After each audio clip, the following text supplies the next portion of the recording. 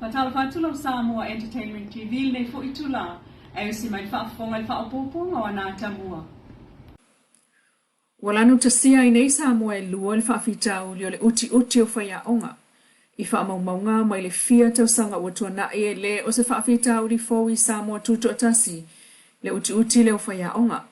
E o lava i whaipule o i tū malo lātou te au mai lava i tutono le palemene le whaafitau li lava lea o le mana o mia o ni whaia onga.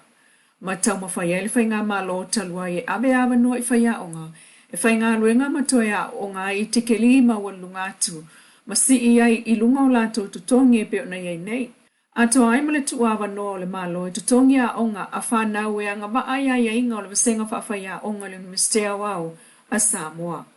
Ai o lo mai tawina le tu maulava o le uti o whaia onga le tunu ue o lava i le whaatonu sili. O le mtanga luenga wa onga le fionga e au Chris Hazelman. O lo onga ngana mai ai foi i le whaale tonu lava lea. E peo na ia tala noa ai le Samoa Observer vai sonei. Whaafai ngā luenga i le mtanga luenga wa onga i tangata ua pasia mai. E le pisa si po le komisio tangata whai ngā luenga le malo lona ngā waa e ngā lue ai whaafai a onga. Sao noa ai foi whaatonu sili. O le uti o whaia onga lea o lo whenga iei nei ma le mtanga luenga. E mana o mia i lava talo sanga mai tangata. Pei fo e na toe talo sanga atua i sa whaia o ngā mua. Masuia la tau ngā luenga. Ai o toe fia fo i atu i totonu. Pei ta i e alu lava i le alau mea. Mai le pisa si. I Amerika Samoa o whaapupu o le la tau polkala me o whaia o ngā vsoswani. Mo le tau sanga o ngā le nei talu mai te se malu o lo tolu. Talu, ua le aise tupe e tutongi ai ana whaia o ngā vsoswani. Matoyo o i fo i Samoa i sa sa e whaafitau li o le uti o whaia onga ai o lo mawhai lava o na whaawau le au onanga. Whaatusa i tātua tunu o i Samoa nei, e peo na mōli mawina le whaatun silion tanga luenga wa onga i lunga ofisa whaasala lau, le sunga e au. O le mo onga ia yaini tālu sanga i whai iai le whaatatau le pisa si, mō tangata ia ngā waa o na whaia onga, tusa pele ia onga whaafaya onga. Inesio tala, o lo o solo lava tō whingal whainga malo le fas i lunga o anga waa ma le sila fia o tangata whainga ruenga le malo e au noa ma se wha ai tū au. E fo ona mōli mawina i le toi tō fia ai o le fionga le matua ngisa fuata i persel. E wha awau pēr lana ngā ruenga o iei nei mō leisi tonu tau sanga. Mai tawina e lena o le fionga le matua. Ofisa sili mai le taimil whainga malo le HRPP o mai ala to tai tonu tau sanga. Ma toi to tofi lava le whainga malo le fase wha awau, fua i lunga o le wha tuatuaina ma le anga maa i le au aunanga o ngā lue ai. O le vensa nei le ana wha laulo ai le kapeneta, le wha awau ai peo le pule wha tonu le matua, i le ofisa o le pulenga wha tonu a Samoa. Fua i lunga o na anga maa i le ngā luenga. E au fiai le sfultasi tau sanga o ngā lue i wha fuatu o Samoa. Wha aululunga o vaenga tau ploketi mo le International Telecommunication Organization, le ITU i Geneva, Switzerland, e le luafe maleiva i le luafe sfurono. Sa avea mfautua wha itulangi il Pasifika il whaalapo tonga sota inga whaneo na poa malol tau pulenga. I te tono Peretania tele mai luafe sfurono luafe sfulvalu. O le luafe sfulvalu sa ia o mai termineo lo veai o ia mfaatono le atina e tau sota inga. I le whaalapo tonga sota inga whaneo na poa malol tau pulenga i Peretania tele. Stui whailau tusi au aol whaalapo tonga sota inga whaneo na poa malol tau pulenga i Peretania tele. Mai lava i luafe sfulvalu e o mai nei. O le fionga le matua, o le whaletua o le tasi o whaipule o le tu o ngai le malo le HRPP, le sunga fio se lafi persau.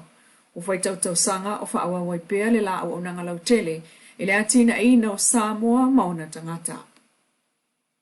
O lo whaaftai al mtanga ruenga o tina matamaita il whaalapo tonga malo o whaatasi, mō tamaiti whaalvao malo le UNICEF, o le United Nations Children's Fund, i le whaatupeina o le porkalame tolu aso lua tasi lua tolu februari lua lua wha i upolu masavai.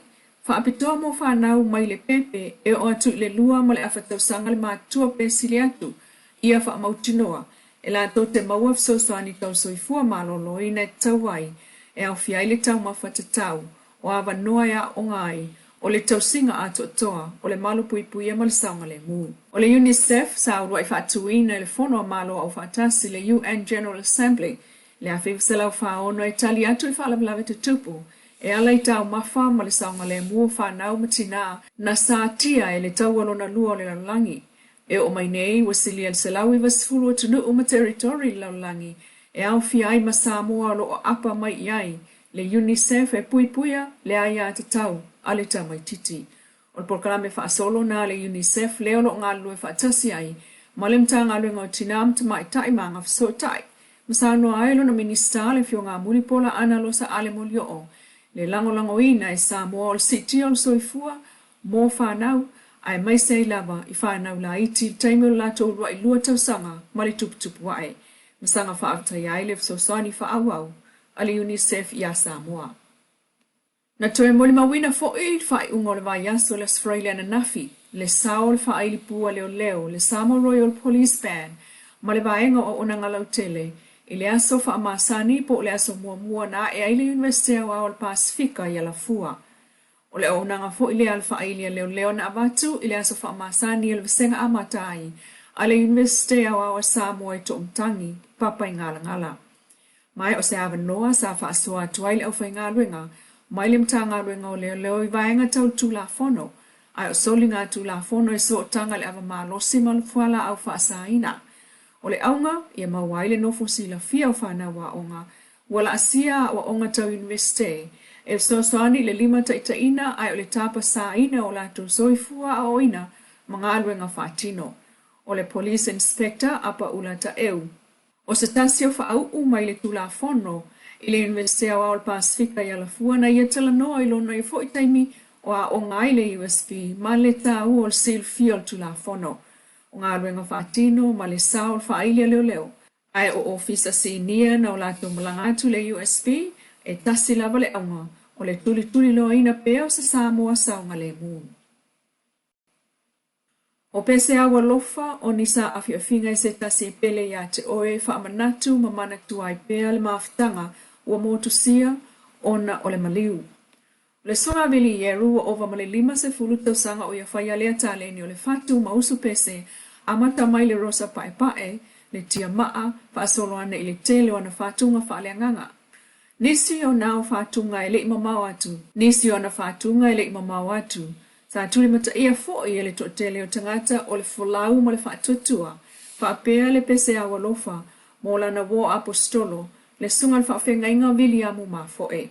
O le fo'i wa ia toe tusia le pese whaapitoa, mo lana wo le musika le fionga whamuina la le talo. Sau no Vili o whamuina la le sa whainga aluenga ila na whale pu e pese i au kilani, mai o ia sa o oina, ile pu e ina o pese. La wiloa le fionga whamuina le whaaili o le Pacific Love, sa aloa ia lona tulanga mawalunga i Samoa, i le tauwanga whaaili, ai le TV tolu e le imamau atu.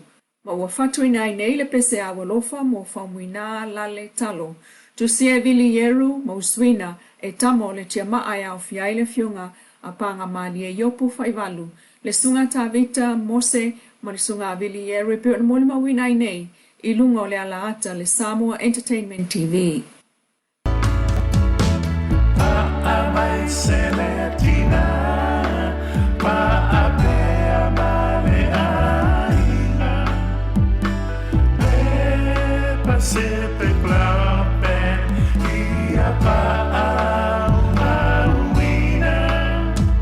le tia ele seua o le mua ele puatea tapi mala o lau malanga sao pana ile manuia ia so ole pau male pau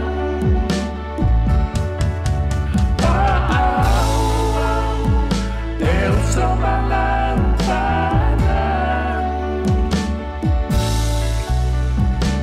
lo sao ya samo SETV ma na tala mai Samoa le fo i tula fa le alofa o le tua fa soifua ia.